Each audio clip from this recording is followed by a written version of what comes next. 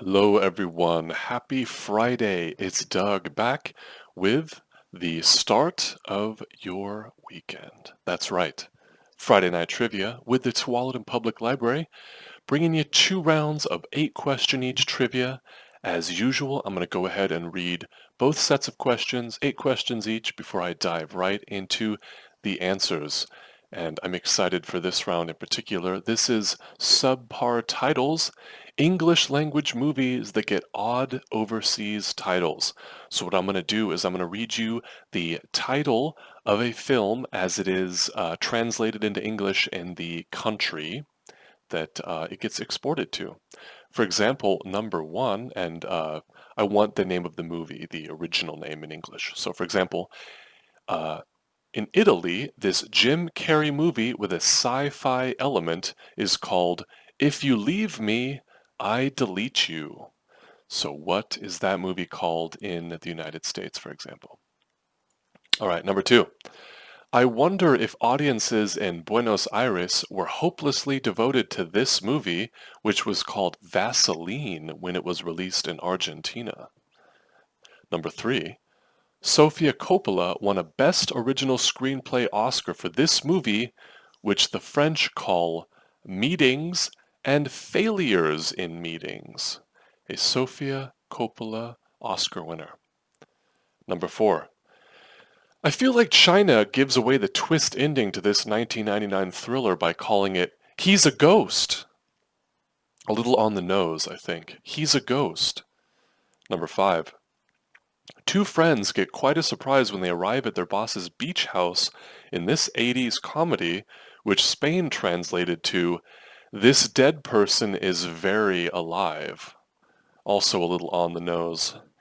And this one's a little on the mouth. France calls this movie The Teeth from the Sea. What else can we say? And number seven, Israel tackled the problematic title of this animated movie by making it something a little more locally familiar. They called it It's Raining Falafel, a animated movie.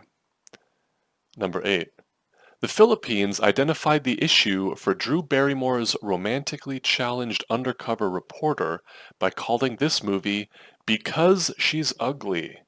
Because She's Ugly. Drew Barrymore. She's not ugly, by the way. Number two, or I should say round two. Round two is called For the Birds, and this is bird-related trivia, somewhat. Number one, what did Yankee Doodle call the feather in his hat? What did Yankee Doodle call the feather in his hat? Number two, avian flu in China led to a price hike in 2006 in this feathered piece of sporting equipment. Number three, who wore yellow feathers in her hair and a dress cut down to there? Number four, what jazz great was also known as bird or yard bird? A jazz great. What civilization worshipped a feathered serpent called Quetzalcoatl? What civilization worshipped Quetzalcoatl, the feathered serpent?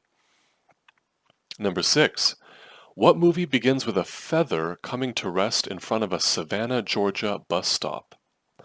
Number seven, this bird has the biggest brain-to-body ratio among all bird species, hence why it is well known for its intelligence.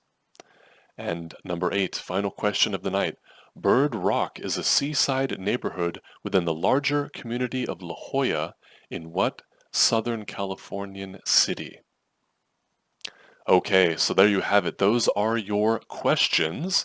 Go ahead and take some time if you need to get prepared, rewatch, re-listen, because I'm coming at you now with the answers. So a Jim Carrey movie, If You Leave Me, I Delete You, better known as Eternal Sunshine of the Spotless Mind, and Vaseline, as it is called in Argentina, better known as Grease. And the Sofia Coppola film Meetings and Failures in Meetings is in fact lost in translation.